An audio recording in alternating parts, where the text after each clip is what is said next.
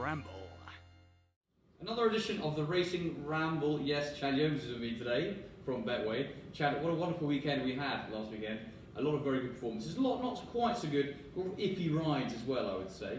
But one that really stood out, obviously, was the Defi De Seuil, the French horse, or French named horse, I should say. Very much English for Philip Hobbs, who absolutely destroyed under slow. No,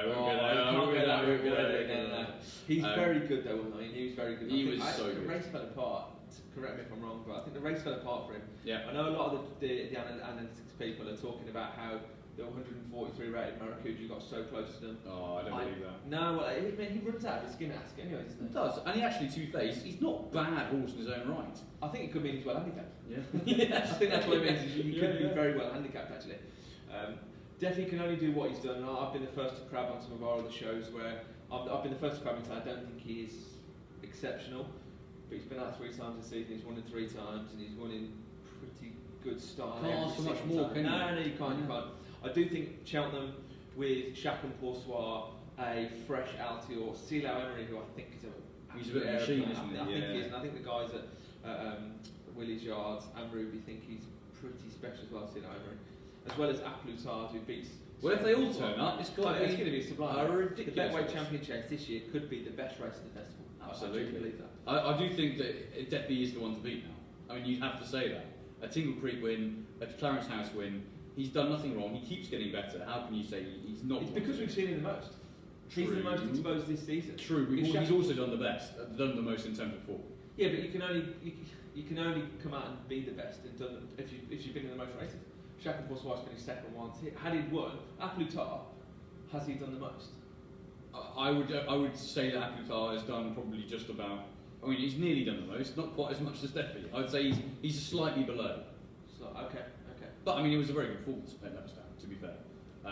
Whether or not he will go for the 2-mile race is up for debate still. I think he will. I think the Times guys were saying that his time from 3 fences out in the Close Brothers last year was near enough similar to the Champion Chase. And obviously there's an extra 4 furlongs in the Close Brothers, so they were very impressed.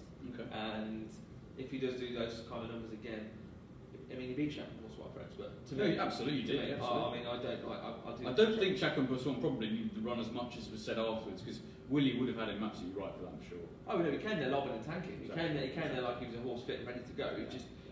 He got on the day got beaten by a better horse, and I still think Silo Emery is the number 1 hope for Willie Yards. Whether I'll be proved right or wrong, I'll be proved right or wrong in a few weeks' time. Talking of Mullins' horse though, and just so Paul Townend. Now we've got to say, in my opinion, Paul Townend, his absolute job was to go out there, make all, set a strong pace that Defi might get off the bridle, and he just didn't do that. He just went too slowly, and Defi just picked him off later on very, very easily. In my opinion, it wasn't the greatest of rides.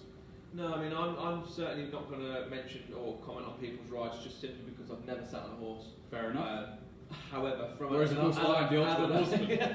armchair jockey, I can. Yeah, maybe it wasn't quite right. Maybe Paul did set it up for Barry more than he was going to pre-race. And I mean, I bet you Barry was sat there halfway around thinking, "Cheers, Paul." Oh, absolutely. Yeah. You've teed this up for me. The only thing we've got to do is just make sure we don't go to the deck and we've got to grab one of the back. He did. It was almost like he just left him standing, wasn't it? Yeah. It was complete annihilation. And he did quicken. I was surprised that coming around the swinging bottom. I did think Defi's going to probably they're going to be close. They're going to quicken it to be close. But 2 out, I mean, it was Defi was just a different league. It really was. It was. And it's great for Philip Hobbs, isn't it? I mean, it's great to see him with a really, really good horse. Yeah. I mean, you want him to have a good horse today. He seems like a genuine, really nice bloke. Yeah. He loves his racing. Yeah. Moving on again. Okay, so we had that was brilliant to Ascot. We also had some very good fare at Haydock. Sam Twiston-Davies, again, Sun Racing ambassador Sam Twiston-Davies, I should say.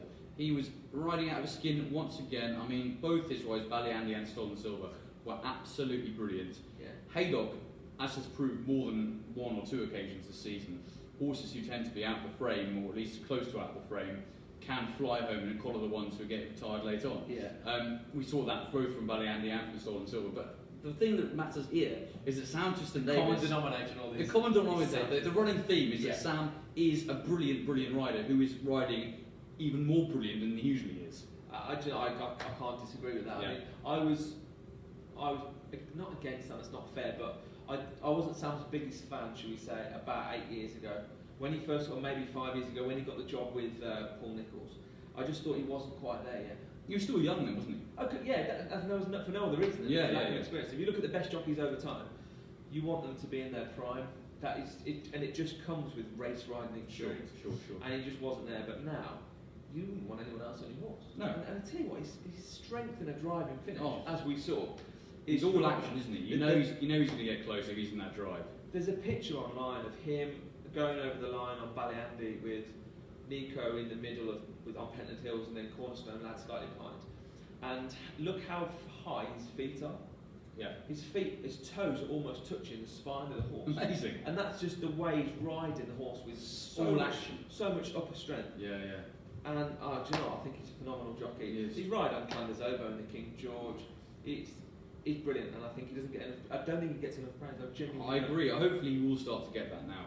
We're actually lucky enough to have Sam Twiston-Davies' own account of those wonderful finishes. Sam, over to you.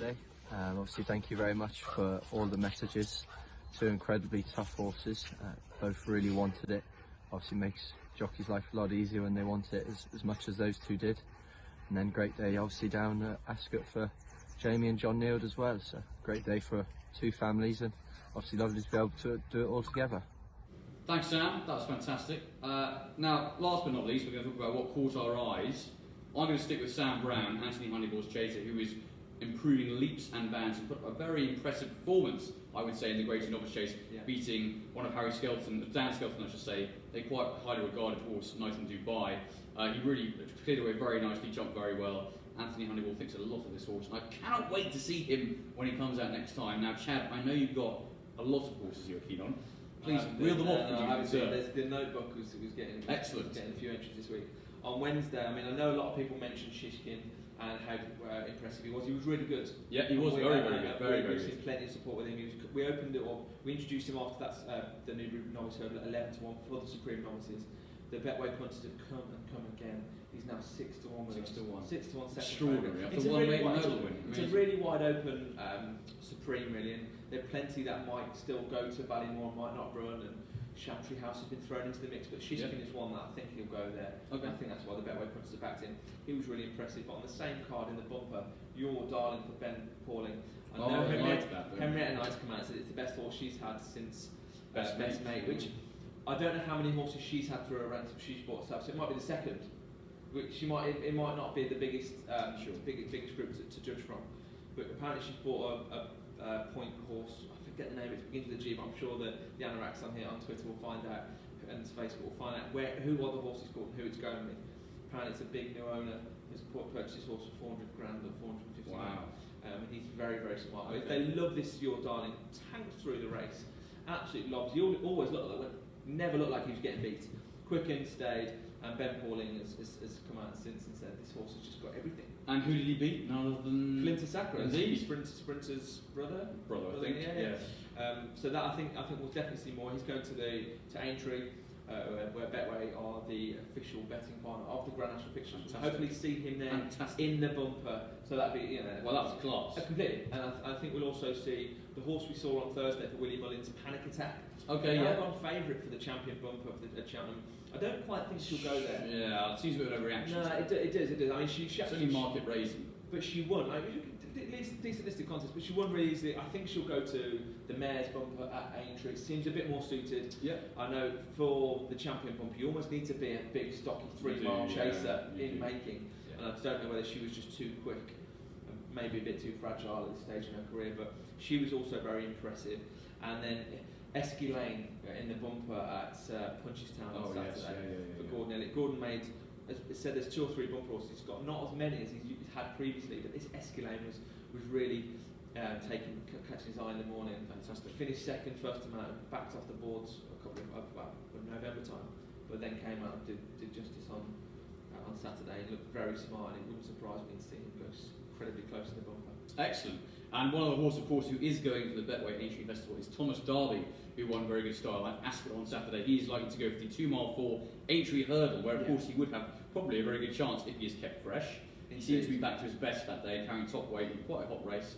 He was very good, wasn't he? He was good. I like the way he lobbed along. I was actually speaking to Ollie Murphy a few weeks back, and Ollie was saying that he just hasn't got it together over fences just yet, and he'd probably be more one for the Close brothers than the Arkle. Yeah.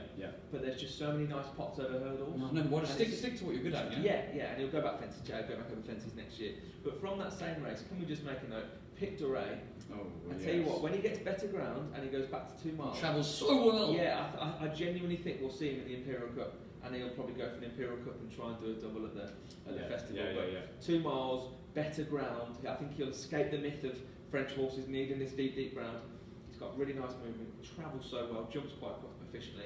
He just got a bit tired. He'll definitely win races.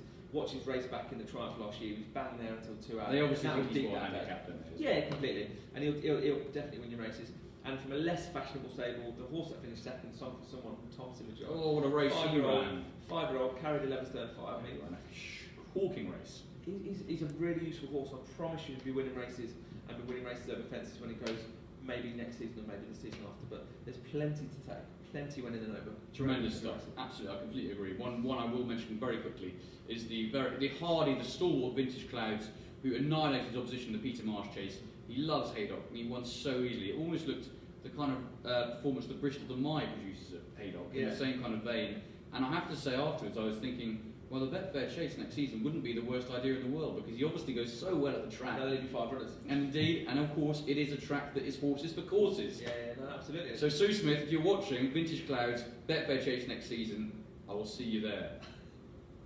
I hope you enjoyed the Monday Ramble. We'll see you next week for more gossip and reaction. Love it.